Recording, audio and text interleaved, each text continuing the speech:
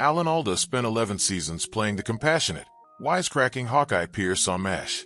He became the heart and soul of one of television's most beloved shows.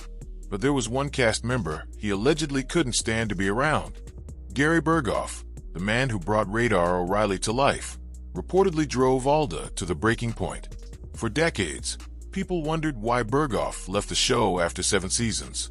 The official story was burnout, but according to those who were there, the real reason involved a clash of egos, mounting tension, and one actor who believed he was bigger than the ensemble. What really happened between these two stars? The truth is more complicated than anyone imagined. If you love diving into the real stories behind classic television, you're in the right place. We uncover the drama, the feuds, and the untold truths that never made it to the screen. Hit that subscribe button and turn on notifications so you don't miss what's coming next. MASH premiered in September 1972, and nobody expected it to become a cultural phenomenon. Based on the 1970 Robert Altman film, the show followed the staff of the 4077th Mobile Army Surgical Hospital during the Korean War. It blended comedy with moments of genuine heartbreak, and audiences fell in love with the entire ensemble. Alda was already an established actor when he landed the role of Hawkeye Pierce. He'd worked on Broadway and appeared in films like The Moonshine War and Jenny. But MASH made him a household name. Alda didn't just act on the show. He wrote episodes, directed dozens of them, and eventually became the creative force holding the entire production together. By the time MASH ended in 1983, Alda had won 5 Emmys and become one of the most respected figures in television. Gary Burghoff came from a different background entirely. He'd originated the role of Radar O'Reilly in the 1970 film, playing the naive, animal-loving company clerk with perfect comedic timing. When CBS adapted the movie for television, Burghoff was the only cast member they brought over. That gave him a unique position. He wasn't just playing Radar. In some ways, he was Radar. The character belonged to him in a way that none of the other roles belonged to the TV cast. In the early seasons, the chemistry seemed genuine. Hawkeye and Radar had a big brother-little brother dynamic that viewers adored. Alda's character protected Radar, teased him, and treated him with affection. Behind the scenes, sources claimed the relationship was professional but not particularly warm. Alda was focused on the bigger picture, the writing, the directing, the social commentary the show was trying to make about war. Burghoff, according to people who worked on the show, was more concerned with his own character's development and screen time. Here's where things started to go wrong. Gary Burghoff allegedly believed he deserved more recognition than he was getting.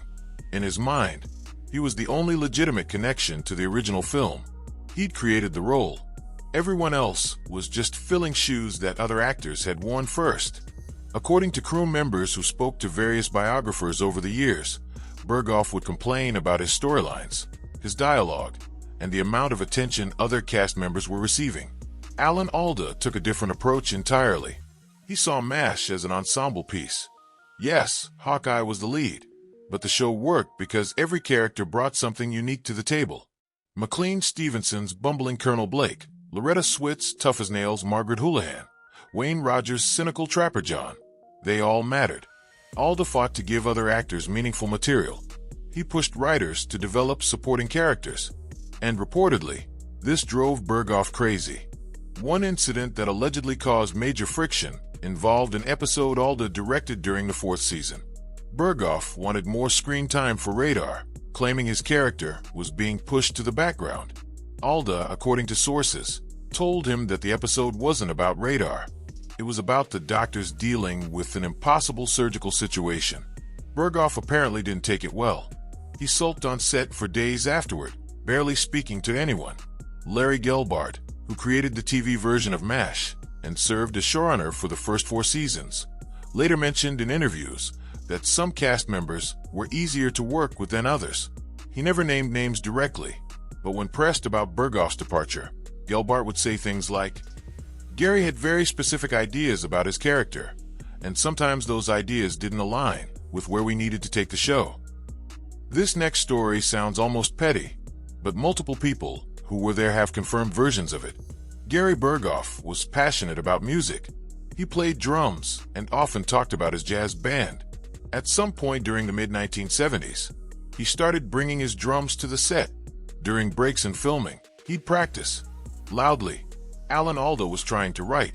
He'd hole up in his dressing room during lunch breaks, working on scripts for episodes he was developing. The constant drumming, reportedly, made concentration impossible. According to one crew member who spoke to a journalist years later, Alda finally asked Burghoff to keep it down. Burghoff allegedly responded by practicing even more enthusiastically. This wasn't just about noise. It represented a fundamental difference in how the two men approached the show. Alda treated MASH like a mission. He wanted to say something meaningful about war, about humanity, about the cost of violence. Burghoff, sources claim, saw it more as a job, a successful job that he enjoyed, but still just a job. When the cameras stopped rolling, he wanted to play his drums and go home. The tension came to a head when Alda was directing an episode and needed Burghoff for a scene. Burghoff was allegedly in his trailer, practicing. Alda sent an assistant to get him. Burghoff took his time. When he finally showed up, Alda reportedly said, "When I'm directing, I need actors who are ready to work." Burghoff shot back something along the lines of, "When I'm in a scene worth doing, I'll be ready." The crew went silent. They finished the scene, but the damage was done. Money always complicates relationships, and MASH was no exception. By the mid-1970s, the show was a massive hit. Alda renegotiated his contract and secured a deal that made him one of the highest-paid actors on television. He also negotiated creative control, which gave him significant power over scripts and storylines. Other cast members, including Gary Burghoff, wanted similar treatment.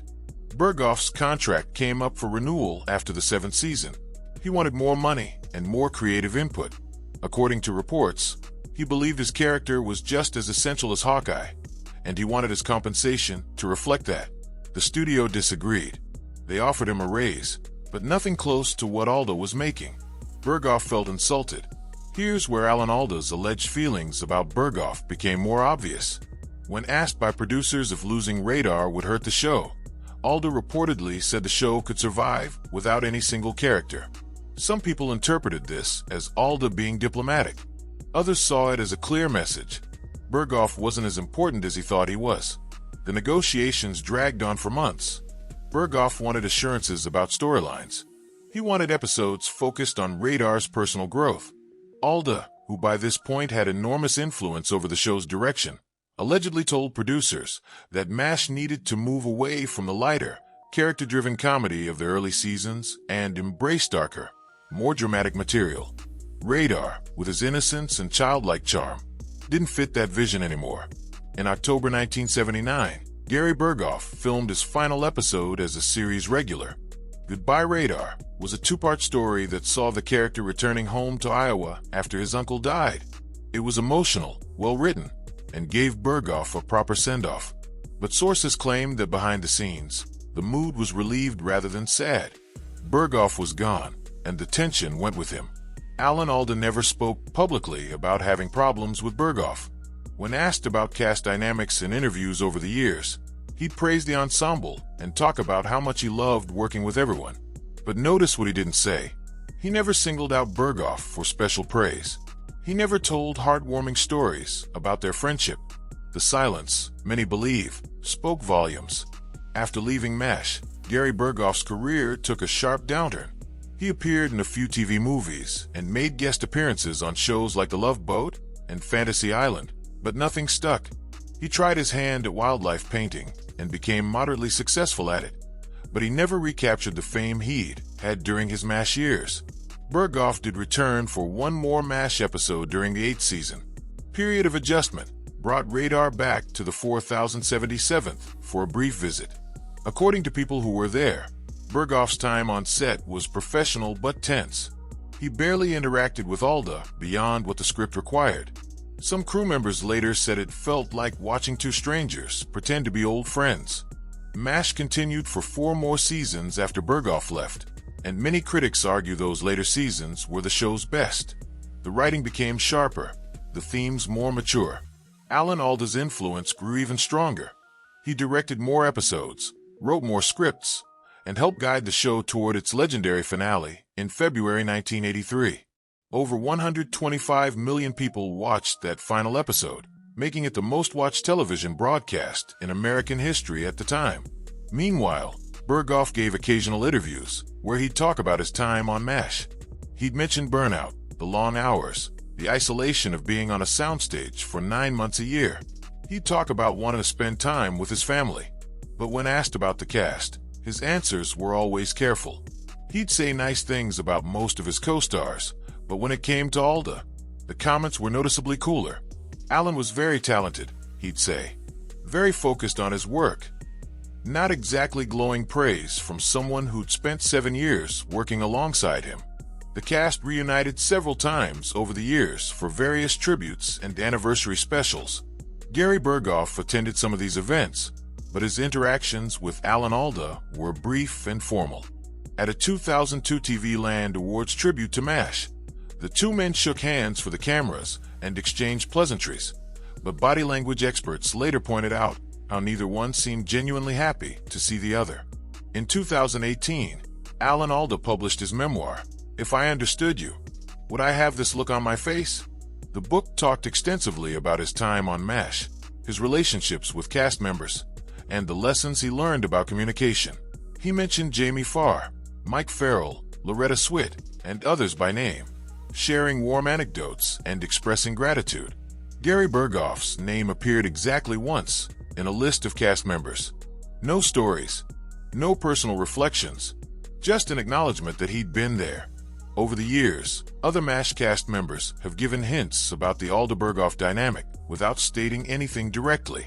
Loretta Swit, who played Margaret Houlihan for all 11 seasons, once said in an interview, "We were a family, and like any family, not everyone got along perfectly all the time."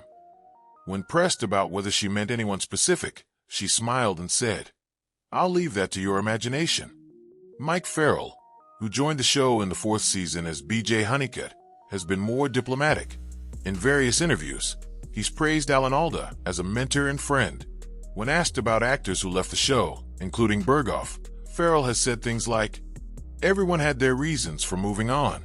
The show was demanding, and not everyone wanted to commit to that level of intensity."